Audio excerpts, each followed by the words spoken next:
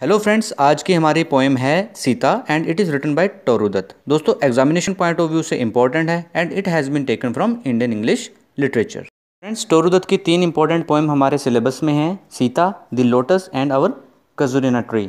सो दोस्तों आज हम समझेंगे सीता को। द पोएम सीता बहुत इंपॉर्टेंट है दोस्तों, एग्जाम में ज़रूर पूछी जाती है। एंड टोरू दत्त जो है दोस्तों, ये आप समझिए 19th सेंचुरी यानी कि बिगनिंग फेज जो था, फर्स्ट फेज जिसे कहते हैं इंडियन इंग्लिश पोइट्री का, उस समय की ये। She is one of the most extraordinary women of literary history and Hindu culture. Friends, this poem forms a part of the collection of poems ancient ballads and legends of Hindustan which was published posthumously, इनकी मृत्यु के बाद इन 1882 में। ठीक है दोस्तों। Friends, ये poem में कोई राइम स्कीम नहीं है, 4 स्टैंजास की पोएम है मान लीजिए, और लास्ट में 2 कपलेट हैं, टोटल 22 लाइन्स हैं। तो हम इनको लाइन बाय लाइन समझने की कोशिश करते हैं, साथ ही साथ जो भी इंपॉर्टेंट चीज़ें होंगी हम कवर कर लेंगे और लास्ट में एक बार फिर से इसको रिफ्रेश कर लेंगे। तो दोस्तों पहली 2 लाइनों में हमें ये समझ में आता है कि 3 happy children in a darken room, मतलब एक अंधेरे कमरे में 3 बच्चे हैं जो कि खुश हैं एंड सोने का समय हो चुका है और माँ अपने बच्चों को स्टोरी सुना रही है। ठीक है। और ये जो दूसरी लाइन है ये कहती है कि वाइड ओपन आइज़ मीन्स वो बच्चे जो हैं वो स्टोरी को इतने ध्यान से सुन रहे हैं, जो नरेशन है उस स्टोरी की इतनी अच्छे से, एकदम फिल्म की तरह, मूवी की तरह पिक्चर उनके सामने क्लियर है, उन्हें इंटरेस्ट आ रहा है, वो सो नहीं रहे हैं, बड़े ध्यान से बड़ी अटेंशन से उस पोएम को सुन रहे हैं। दोस्तों यहाँ क्वेश्चन मार्क इसलिए है क्योंकि पोएट यहाँ पे हैरान होता है कि इतना इंटरेस्टिंग क्या है स्टोरी में, यानी कि वो एक इंटरेस्ट जगाना चाहता है, इंटरेस्ट एंड इन्वॉल्वमेंट, कि इतना ऐसा क्या सुना रही है माँ बच्चों को।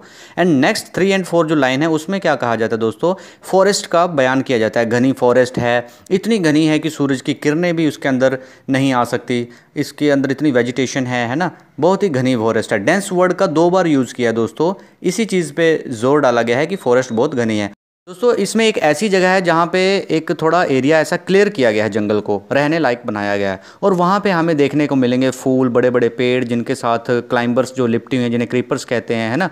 And a quite lucid lake, ऐसी लेक है जिसका पानी बहुत ही क्लियर है और शांत है, और उसके अंदर हंस ग्लाइड कर रहे हैं, पीकॉक भी मिलेंगे हमें उस एरिया में, और वाइल्ड डियर रेस भी देखने को मिलेगी। एंड दोस्तों patches gleam with yellow waving grain, means ये जो टुकड़े हैं लैंड के, यहाँ पे हमें फसल भी देखने को मिलेगी। There blue smoke from strange altars rises light, जो अल्टर्स मतलब जो वहाँ के भवन है, कुटिया है कह लीजिए, उसमें से नीला स्मोक जो है वो वहाँ से निकल रहा है, मतलब एक तरह से वहाँ लोगों का रहन सहन है। There dwells in peace the poet anchorite, means यहाँ पे रहते हैं, ड्वेल्स मीन रहना, इन पीस शांति से रहते हैं जो पोएट के सन्यासी हैं, जिनका नाम है वाल्मीकि, जहाँ पर माता सीता एक शरण लेकर रहने लगी थी जब उन्हें अयोध्या से वहाँ से निकाल दिया गया था। ये स्टोरी आप जानते हैं सीता माता की कि रामायण में क्या होता है। ठीक है, उन्हें निकाल दिया जाता है, फिर लव कुश वहाँ पे जन्म लेते हैं, उसी कुटिया में वाल्मीकि से शिक्षा लेते हैं, ऋषि वाल्मीकि जी से। तो ये पोएट एंड क्राइड जो हैं ये वाल्मीकि जी हैं, और ये वही एरिया है वाल्मीकि जी का आश्रम। But who is this fair lady, question mark, not in when she weeps. तो दोस्तों इतने शांत एरिया में, जहाँ पे इतनी शांति है, पीसफुल एरिया, इतना सुंदर एरिया है, वहाँ पे ये एक फेयर लेडी कौन है जो दुख में है और रो रही है।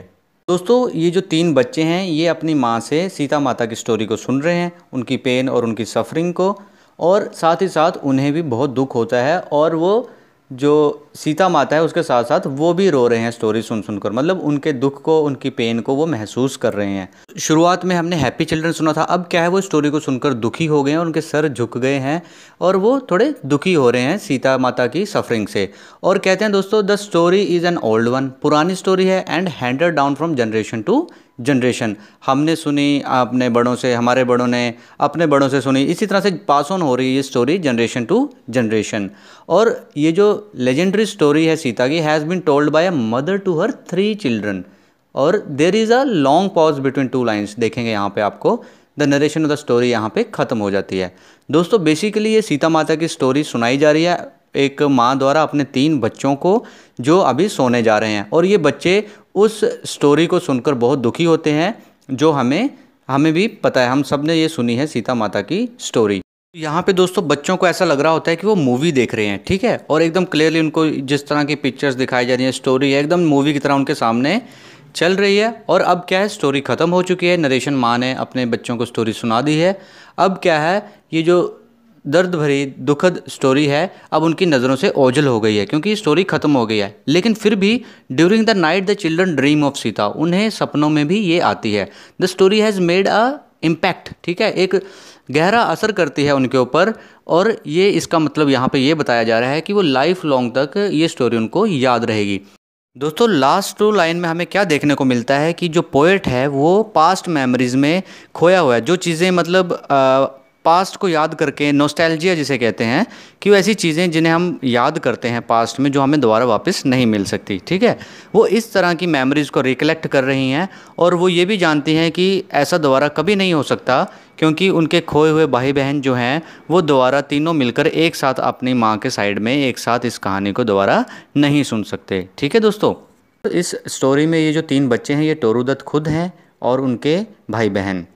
दोस्तों वो ये मेमोरीज़ को रिकलेक्ट करती हैं कि अभी वो कब अब एक साथ दोबारा, ऐसा तो हो नहीं सकता है ना कि माँ के साथ दोबारा बैठ के वो दिन वापस आ जाएं कि वो सब मिल के स्टोरी सुने। वो अपने एक भाई को ऑलरेडी खो चुकी हैं, मतलब वो भी कहीं ना कहीं दुखी हैं और पास्ट में जी रही हैं। दोस्तों उनकी माँ जब उन्हें रामायण सुनाया करती थी तो उन्हें सीता का करैक्टर बहुत ही लवेबल एंड उनकी जो सफरिंग्स थी वो उनसे सहन नहीं होती थी, वो उनको सुनकर बहुत दुखी होती थी। और कहीं ना कहीं वो उनके लाइफ टाइम में जब तक वो जीवित रही उनके अंदर उसका इम्पैक्ट रहा।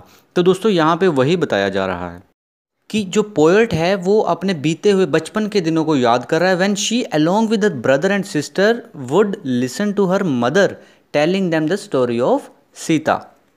और फ्रेंड्स लास्ट की 2 लाइनें ये क्यों लिखी पोएट ने? ये इसलिए लिखी क्योंकि अभी ऐसा दोबारा नहीं हो सकता, क्योंकि अभी जो पोएट है, जो टोरूदत्त हैं, वो अपनी माँ को as well as 2 other siblings को खो चुकी हैं। They are no more. Friends यहाँ पे एक चीज़ आपको ध्यान देनी है कि स्टार्टिंग में पोएम में बच्चे बहुत खुश होते हैं और लास्ट में दुखी होते हैं। मीन्स टोरूदत्त अपनी ज़िंदगी की शुरुआत के दिनों में बहुत खुशी थी जब वो अपने सिबलिंग्स भाई बहन के साथ थी, लेकिन अभी वो दुखी हैं। फ्रेंड्स पोएम बहुत छोटी सी है और एग्जामिनेशन पॉइंट ऑफ व्यू से इंपॉर्टेंट है, ज़रूर पढ़ के जाना। आई होप आपको समझ में आई होगी। समझ में आई है तो दोस्तों like share and subscribe. Thank you very much.